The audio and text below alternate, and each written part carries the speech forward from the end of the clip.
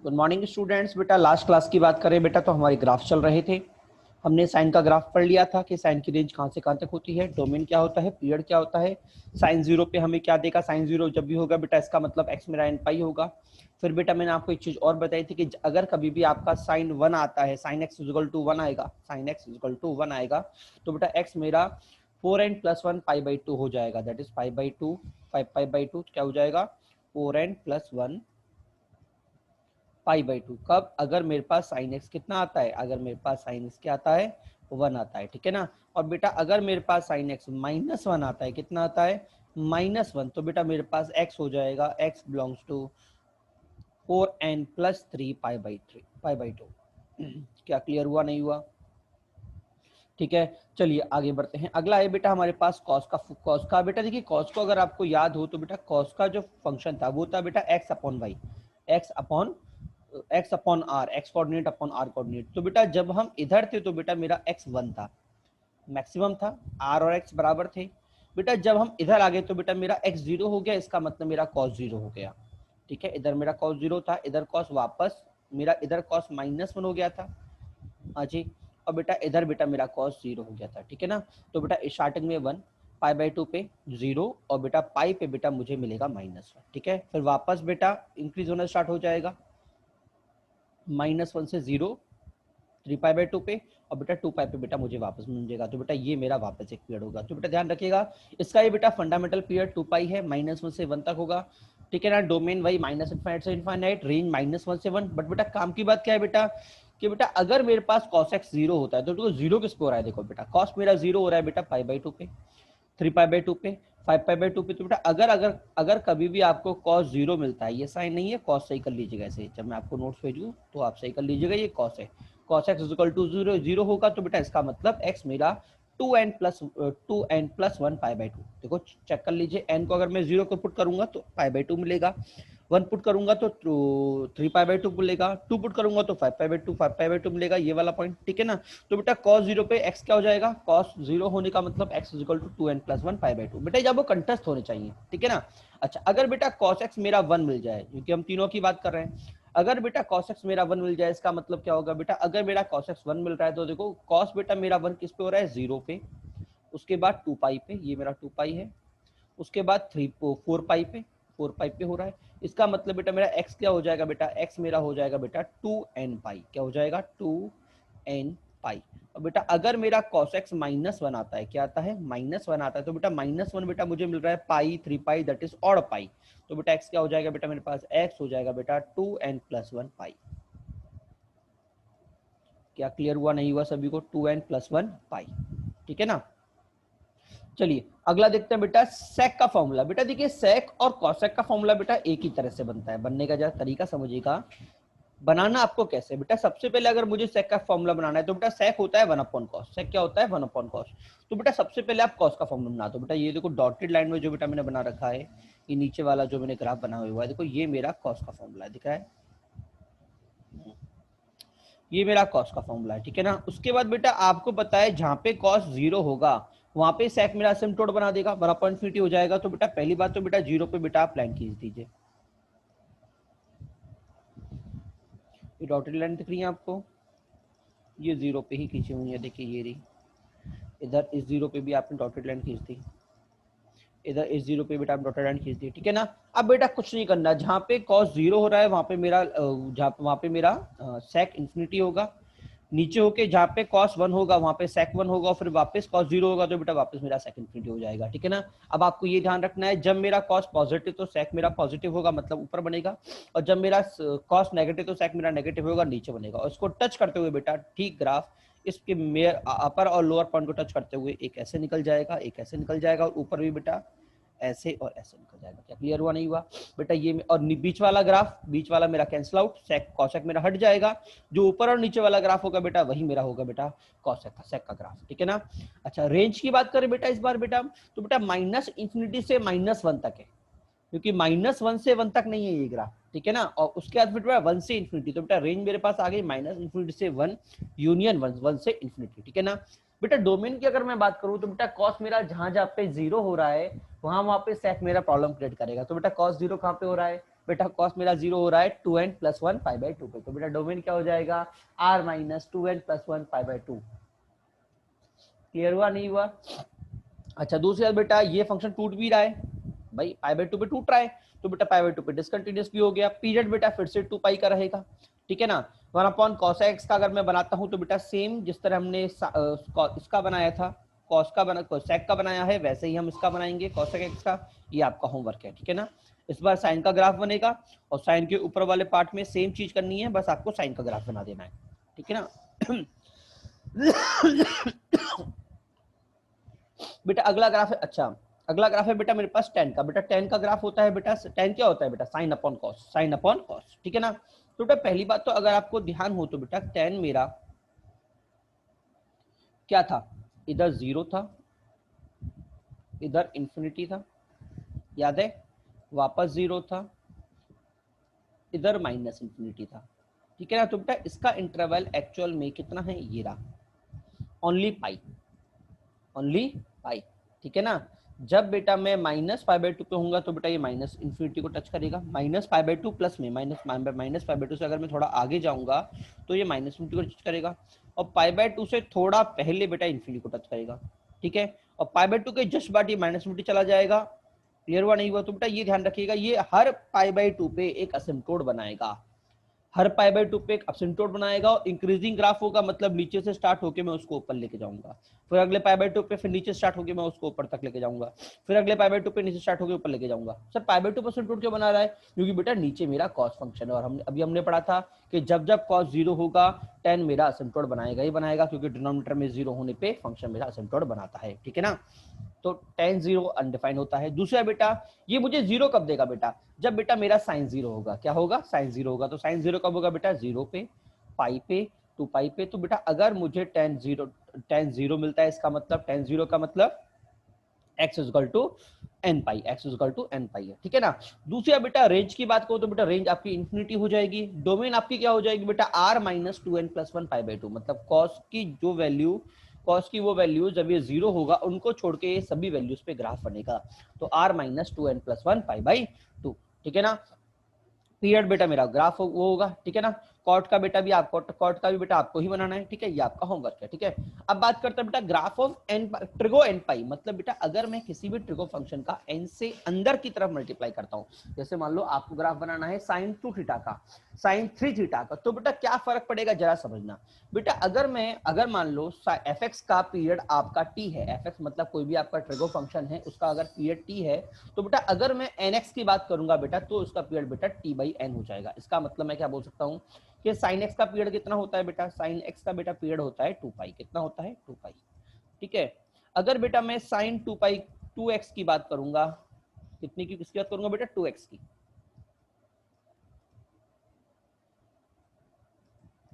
तो बेटा मेरा पीरियड क्या हो जाएगा, मेरा पीरियड हो जाएगा बेटा 2 पाई/2, दैट इज पाई। क्या क्लियर हुआ नहीं हुआ? हाँ जी। अगर बेटा इधर 3 होता तो क्या होता, अगर ये 3 होता तो बेटा 2 पाई/3 हो जाता। क्या मेरी बात समझ रहे हो बेटा? जितने टाइम भी मैं अंदर मल्टीप्लाई करूंगा मेरा पीरियड उससे उतना टाइम डिवाइड हो जाएगा, ठीक है ना। तो बेटा इसका ग्राफिकली क्या फर्क पड़ेगा बेटा, ग्राफिकली ये फर्क ये पड़ेगा कि मेरा पीरियड कंप्रेस हो रहा है, पीरियड छोटा हो रहा है, ठीक है। रेंज वही है, सिर्फ पीरियड छोटा हो रहा है। तो बेटा इसका मतलब क्या है, इसका मतलब क्या है बेटा, इसका मतलब जो मेरा ऑर्डिनरी ग्राफ था ना, जो मेरा ऑर्डिनरी ग्राफ था उससे वो ग्राफ 2 टाइम शिफ्ट हो जाएगा, ठीक है। इसका मतलब ये अगर आपका ऑर्डिनरी ग्राफ 0 से लेके पाई से लेके 2 पाई तक पूरा बना था, ठीक है, तो बेटा इतने इंटरवल में मेरा जो ये वाला ग्राफ होगा 2x वाला ग्राफ होगा बेटा वो 2 टाइम बन जाएगा, 2 टाइम बन लेगा, क्योंकि उसका पीरियड अब कितना हो चुका है, उसका पीरियड अब पाई हो चुका है। अगर मैं 2 तक कर दूं उसका पीरियड पाई हो चुका है, मतलब वो अपनी पूरे जो फ्लक्चुएट मानने वाला है ना वो पाई के अंदर अपना एक पीरियड पूरा कर लेगा। इसका मतलब बेटा जो मुझे साइन के अंदर वैल्यू 2 पाई पे मिलनी थी वो मुझे पाई पे मिल जाएंगी, जो वैल्यू मुझे पाई पे मिलनी थी वो मुझे π/2 पे मिल जाएंगी। क्लियर हुआ नहीं हुआ? हाँ जी।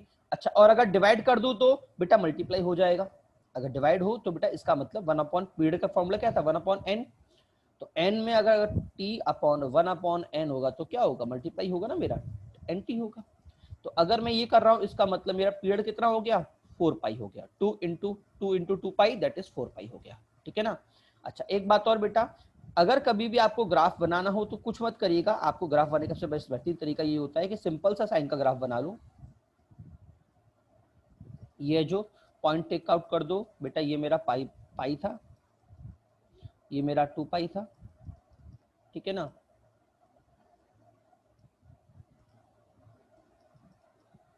ये पॉइंट मेरा पाई बाई 2 था, ये पॉइंट मेरा 3 पाई बाई 2 था, ठीक है।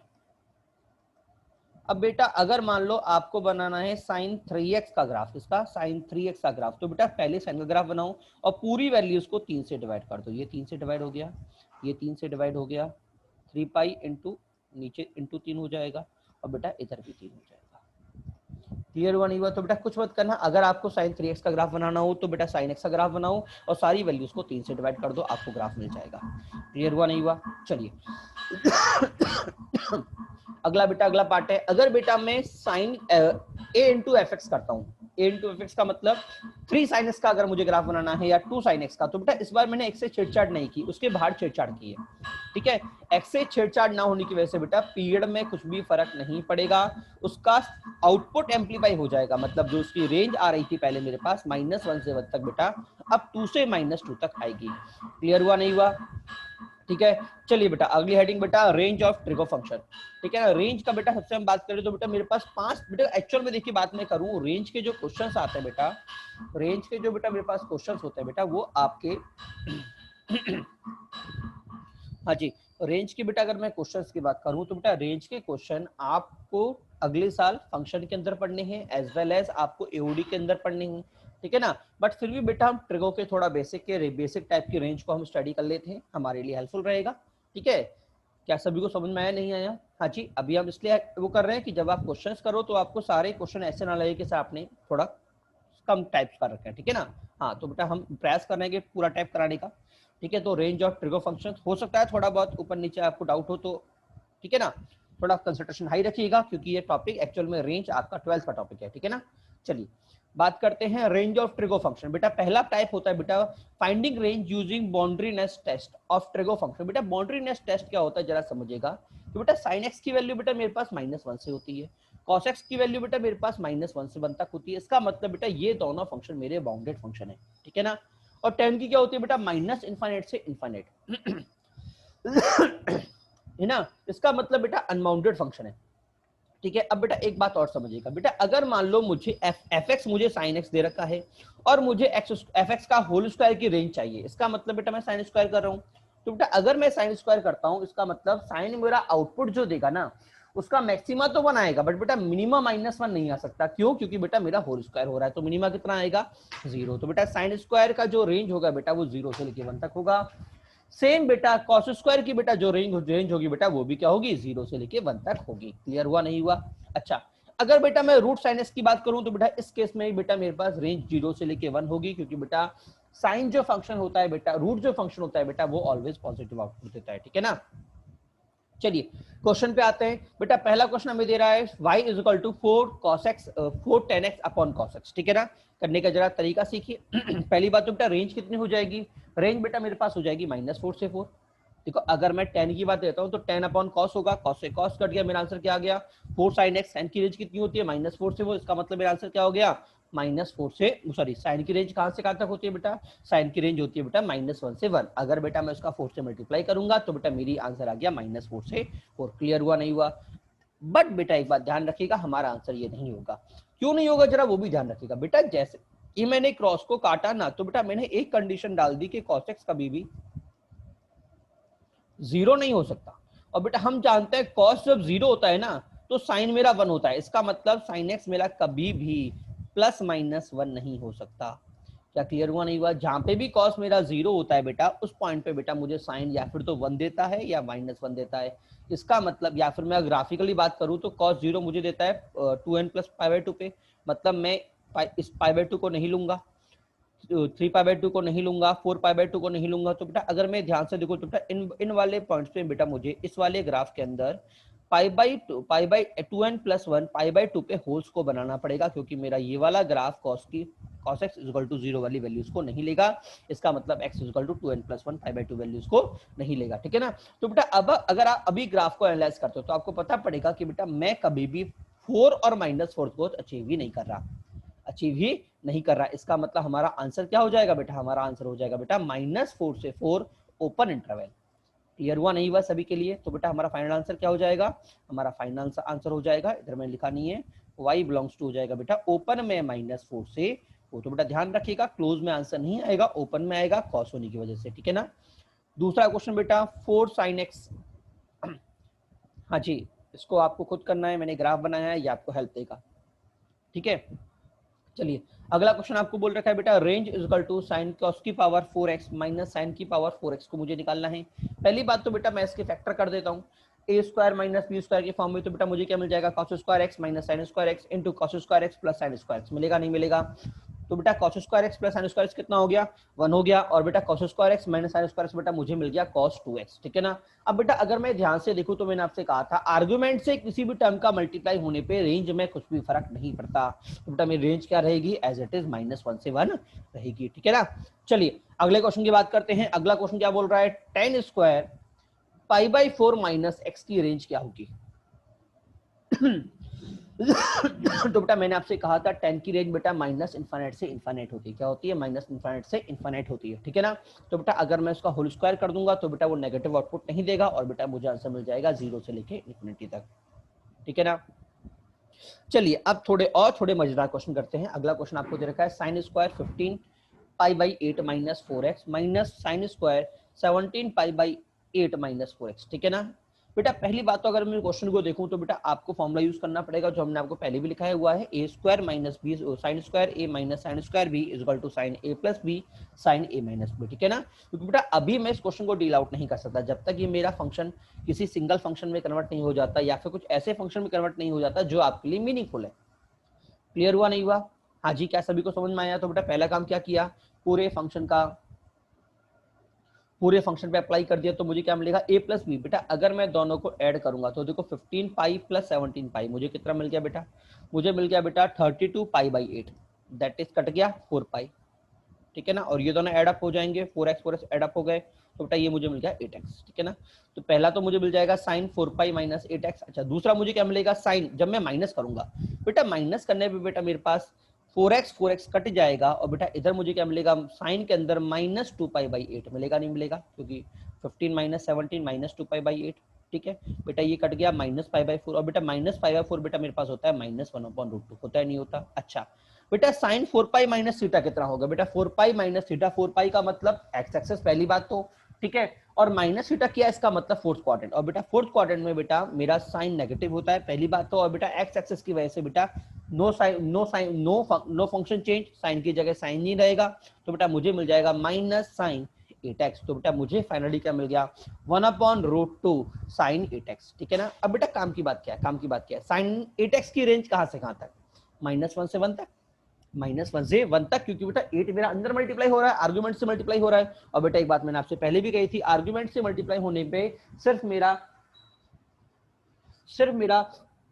अंदर वाला फंक्शन पीरियड कंप्रेस होता है, रेंज बेटा मेरी वही सेम रहती है, ठीक है ना। बट बेटा बाहर में अगर देखूं बेटा तो मेरा √2 से मल्टीप्लाई हो रहा है, तो बेटा ये भी मैंने आपसे कहा था कि अगर मैं बाहर a से मल्टीप्लाई करता हूं तो साइन की रेंज -a से a हो जाती है, तो बेटा यहाँ पे मुझे रेंज क्या हो जाएगी बेटा? मुझे यहाँ पे रेंज मिल जाएगी -1/√2 से 1/√2 तक, ठीक है ना। चलिए बात करते हैं बेटा, अगला क्वेश्चन बहुत इंपॉर्टेंट क्वेश्चन है बेटा। अगर आपसे पूछे find range of cos sin x, बेटा काफी इंपॉर्टेंट क्वेश्चन है बेटा, जरा ध्यान से समझिएगा।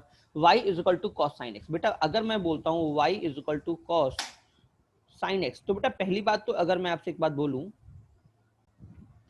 हाँ बेटा देखिए अगर मैं अंदर sin x की बात करूं, देखो बेटा cos के अंदर जो इनपुट जा रहा है ना बेटा, cos के अंदर इनपुट बेटा मेरा sin x जा रहा है, ठीक है।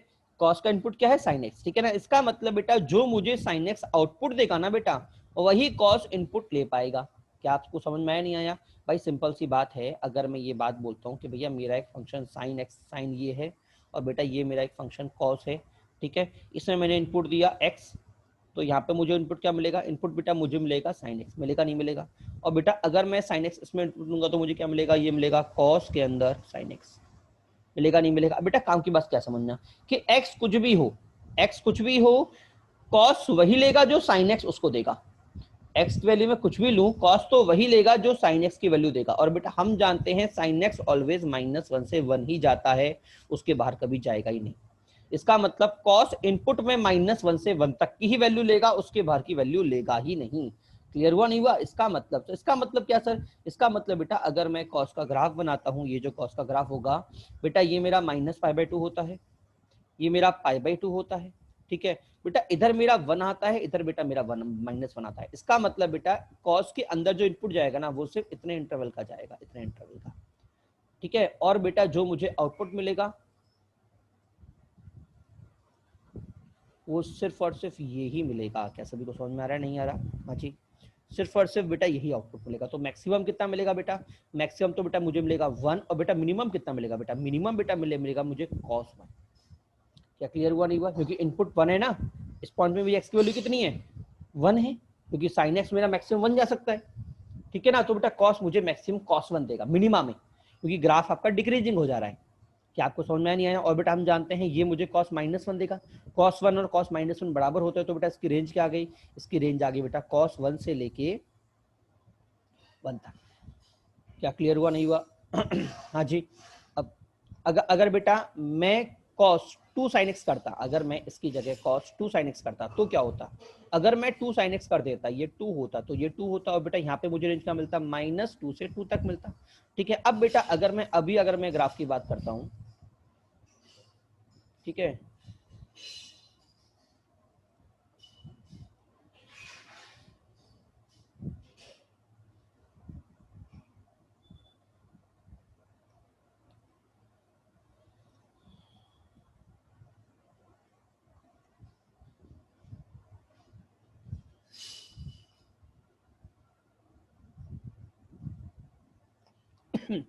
बेटा ये मेरा π/2 -π/2, बेटा ये मेरा π/2 ओनली, ठीक है बेटा। ये वाला जो पॉइंट होगा बेटा ये होगा मेरा पाई, और बेटा ये वाला जो पॉइंट होगा बेटा ये होगा मेरा -π, ठीक है बेटा। हम जानते हैं π/2 का मतलब π/2 का मतलब 1.57, ठीक है। इसका मतलब बेटा 2 मेरा कहीं यहाँ पे आएगा, और बेटा 2 मेरा कहीं यहाँ पे आएगा। क्या क्लियर हुआ नहीं हुआ? इसका मतलब बेटा कि जो मेरा फंक्शन है ना x, वो सिर्फ यहाँ से यहाँ तक ही मूव कर सकता है। x मेरा इसके बाहर मूव ही नहीं कर सकता, मतलब जो cos अपना इनपुट लेगा वो सिर्फ इतने इंटरवल में लेगा, और बेटा इतने इंटरवल में मेरा cos कितना कितना कर्व कवर अप कर लेगा। देखो अगर मैं इधर ध्यान से देखूं तो इधर यहाँ तक जाएगा, इधर ही यहाँ तक जाएगा, ठीक है। और बेटा इसके बीच में बेटा वो ये कर्व कवर अप कर पाएगा। क्या सभी को समझ में आ रहा है, नहीं आ रहा? इसके बीच में वो सिर्फ ये कर्व ही कवर अप कर पाएगा। क्लियर? क्या सभी को समझ में नहीं आया? बेटा ये अगर ये पॉइंट -2 है, ये पॉइंट 2 है, तो बेटा ये मुझे यहाँ पे क्या आउटपुट क्या मिलेगा बेटा? मुझे मिलेगा cos 2 आउटपुट, क्योंकि बेटा cos 2 और cos -2 बराबर होते हैं, ठीक है। और मैक्सिमम मुझे कितना मिलेगा? 1। तो बेटा इस बार मुझे रेंज कितना मिलेगा? रेंज मुझे मिलेगा, मिनिमम मिलेगा मुझे cos 2, बेटा मैक्सिमम मिलेगा मुझे 1, ठीक है। अब आप कहोगे सर ऑलवेज ऐसा होता है क्या? बेटा ऑलवेज ऐसा नहीं होता। क्यों नहीं होता? क्यों नहीं होता सर? क्योंकि बेटा एक बात सोचो, अगर मैं इधर 2 के बजाय अगर मैं इधर साइन के cos के अंदर 4 लेता, अगर मैं cos के अंदर क्या ले लेता? cos के अंदर 4 sin x ले लेता, कितना ले लेता? 4 sin x ले लेता। तो बेटा इस बार बेटा जो मेरा एरिया कवर अप होता है ना, इस बार जो बेटा मेरा एरिया कवर अप होता, 2 मिनट रुकिए, वो कहां तक होता बेटा? वो होता 4 और -4 तक, और बेटा 4 का मतलब वो इधर आता, और बेटा वो इधर आता। इसका मतलब बेटा वो पूरा ये एरिया कवर अप कर लेता, यहाँ से लेके यहाँ तक, ठीक है ना। अब बेटा अगर आप इसको ध्यान से अगर आप देखो, इसका मतलब मेरा जो फंक्शन है ना बेटा, वो इतना कवर अप करेगा, यहाँ से आएगा, ये कवर अप करेगा।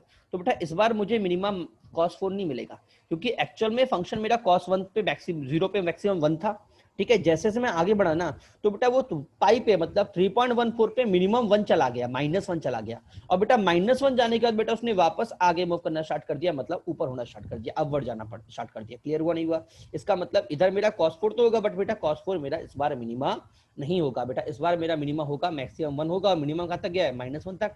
तो बेटा इस केस में बेटा मेरा रेंज आएगा -1 से 1 तक। तो आप ध्यान रखिएगा, जब तक बेटा मेरे पास अंदर वाला जो अंदर x मेरा जो अंदर भाग रहा है, जब तक ये पाई के अंदर भागेगा, जब तक ये -π से पाई के अंदर तक भागेगा, ठीक है, तब तक तो बेटा मेरा मैक्सिमम 1 आएगा, बट मिनिमा जो मुझे वैल्यू दे रखी है, मान लो 2 तक भागा तो cos 2 तक मिलेगा, 3 तक भागा तो cos 3 तक मिलेगा, ठीक है। बट जैसे ही ये वाला आउटपुट इस पाई को क्रॉस कर देगा बेटा, जैसे ये पाई को क्रॉस कर देगा, तो बेटा उस केस में बेटा मेरा मिनिमम ऑटोमेटिक -1 हो जाएगा, क्योंकि इसके बाद ये आगे कहीं पे भी जाए -1 से नीचे नहीं जा पाएगा। क्या सभी को समझ में आया, नहीं आया? ठीक है, तो काफी इंपॉर्टेंट और काफी अच्छा ग्राफ था, ठीक है ना। हाँ, ये मैंने आपको बना के दिखाया है, ठीक है। चलिए टाइप 2 की बात कर लेते हैं बेटा। टाइप 2 कौन सा केस होता है बेटा? y is equal to A sine x plus B cos x. बेटा पहली बात तो अगर मैं बात करूं A sine x plus B cos x की अगर मैं बात कर लेता हूं बेटा, तो बेटा इसको हम अगर मैं 2 मिनट रुकिए आपको बता देता हूं। इसकी जो रेंज होती है ना बेटा A sine x plus B cos x की, बेटा जो रेंज होती है वो होती है under root A square plus B square से under root A square plus B square तक। क्या होती है बेटा? इसकी रेंज होती है under root A square plus B square से under root A square plus B square तक। सर ये कैसे होती है? समझाता हूं, इसकी प्रूफ की बात कर लेते हैं। बेटा देखो मेरे पास क्वेश्चन क्या था, A sine x plus B cos x, ठीक है ना। तो बेटा मैं करता क्या हूं, देखो मेरे पास अगर मुझे इनको कंबाइंड अप करना है तो बेटा मुझे अगर मैं ए को एक ट्रायंगल का एक ए साइड मान लूं और बेटा बी को बी साइड मान लूं, तो बेटा एक अगर मैं ए और बी को लेके एक राइट ट्रायंगल बनाता हूं तो कोई ना कोई उसकी हाइपोटेन्यूज होगी नहीं होगी, उसका मेजरमेंट कितना होगा बेटा? उसका मेजरमेंट हो जाएगा under root A square plus B square, ठीक है ना। और जो बेटा मेरा एंगल बन रहा है उसको मैं फाइव मान लूं, कोई दिक्कत तो नहीं है बेटा। ये मेरा खुद का अजम्पशन है, ठीक है ना। हाँ हमने खुद ने एज्यूम किया था कि अगर मैं ए और बी को साइड मान के एक ट्रायंगल बना दूं बेटा, तो बेटा ए की जगह मैं साइन या कॉस में कुछ लिख सकता हूं और बेटा बी की जगह बेटा मैं साइन या कॉस में कुछ लिख सकता हूं, ठीक है ना। बट ये तभी हो पाएगा जब नीचे मुझे आर होगा, मतलब हाइपोटेन्यूज होगा। तो मैं क्या करूंगा बेटा? Under root A square plus B square से मल्टीप्लाई और डिवाइड कर दूंगा। क्या सभी को क्लियर हुआ? नहीं हुआ? ठीक है। अब बेटा एक तो अंदर चला गया तो मुझे मिल गया A square upon under root B square, बेटा ये भी मिल गया, ठीक है ना। अब बेटा ये कितना होगा बेटा? ये होगा कॉस थीटा, ये होगा साइन थीटा। हाँ जी, होगा नहीं होगा? Sine phi cos phi. इसका मतलब बेटा मैं y को लिख सकता हूं बेटा, ऊपर वाला अंडर रूट तो एज इट इज अभी भी चल रहा है, under root A square plus B square. हाँ जी, नीचे वाला अंडर रूट ऑब्जर्व हो गया तो बेटा ये हो गया cos phi sine theta plus sine phi cos theta. होगा नहीं होगा? तो बेटा ये मुझे एक्चुअल में y मुझे क्या मिल गया बेटा? इसको में बेटा y मुझे मिल गया under root A square plus B square. हाँ जी ये आ गया। तो बेटा मुझे under root A square plus B square sine theta plus five, sine theta plus five. और बेटा मैंने कहा था कि अगर साइन से साथ कुछ अंदर वाले फंक्शन से कोई रेंज में कोई फर्क नहीं पड़ेगा, बट बाहर वाला फंक्शन बेटा उसकी रेंज से मल्टीप्लाई हो जाता है। मतलब मेरे कहा था अगर ए साइन एक्स की मैं बात कर रहा हूँ तो उसकी रेंज ए से माइनस ए से ए तक होगी। तो बेटा अगर उसकी रेंज अगर मैं उस A under root A square plus B square sine की बात करूंगा तो बेटा इसकी range minus A square plus B square से लेके under root A square plus B square तक हो जाएगी, ठीक है ना। और बेटा मेरा फाई क्या होगा बेटा? फाई बेटा मेरे पास हो जाएगा B by A, tan inverse B by A. Tan phi कितना हो जाएगा? बी बाई ए, ठीक है ना। ये बात ध्यान रखिएगा। तो बेटा आपको इतना प्रूफ याद नहीं रखना, आपको क्या बात याद रखनी है कि अगर कभी मेरे पास A square A sine theta plus B sine theta आता है तो उसकी रेंज कितनी होगी बेटा? Minus under root A square plus B square से लेके under root A square plus B square तक, ठीक है ना। एक छोटा सा एग्जाम्पल कर लेते हैं, जैसे कि मुझे मिल गया बेटा 3 sine theta plus 4 cos theta. तो कैसे लिखूंगा बेटा? मैं इसको लिखूंगा under root 3 square plus 4 square sine theta plus 5। इसका मतलब रेंज, इसका मतलब 5 साइन थीटा प्लस 5। तो रेंज क्या होगी बेटा? रेंज होगी बेटा मेरे पास -1 से 1 तक, ठीक है ना। अब बेटा एक बात और ध्यान रखिएगा, remember A sine theta plus B cos theta, theta is same for both. हाँ ध्यान रखिएगा बेटा, ये तभी लगेगा जब दोनों मेरे थीटा सेम होंगे। अगर भाई थीटा सेम नहीं है, एक थीटा है एक 2 थीटा है बेटा, तो बेटा ये वाला फॉर्मूला एप्लीकेबल नहीं होगा, ठीक है ना। अगला क्वेश्चन बेटा अगर आप देखें तो ये पाई एक्स प्लस पाई बाई 3 है और ये cos x minus pi by 3 है। तो बेटा अभी मैं इस पे फॉर्मूला नहीं अप्लाई कर सकता, ठीक है। तो बेटा ये क्वेश्चन आपका होमवर्क है। करना कैसे मैं आपको हिंट दे देता हूँ। ये क्वेश्चन पहले आपको उसको ओपन कर लेना है, उसके बाद साइन एक्स और कॉस एक्स को अलग कर लेना है, ठीक है। तो बेटा उस केस में आपके पास वेरिएबल सिर्फ एक्स के टर्म में रहेगा और आपका आंसर आ जाएगा, ठीक है। चलिए बेटा ओके, आज की क्लास। अच्छा एक क्वेश्चन बेटा ये और है, ये भी आप करिएगा। अच्छा क्वेश्चन है, इजी क्वेश्चन है, दिमाग लड़ाई करिएगा कि y की मुझे रेंज कैसे मिलेगी। मतलब y का एक रेंज का मतलब बेटा ये होता है कि आप मैक्सिमा और मिनिमा निकाल रहे हैं। ये फंक्शन मुझे मैक्सिमा कब देगा और ये फंक्शन मुझे मिनिमा कब देगा, थोड़ा आप दिमाग लड़ा के इसको ट्राई करिएगा, ठीक है। अगली क्लास हमारी जो भी होगी बेटा उसमें हम यहाँ से कंटिन्यूस करेंगे, ठीक है। चलिए बेटा ओके बेटा, आज की क्लास इज ओवर, बाय।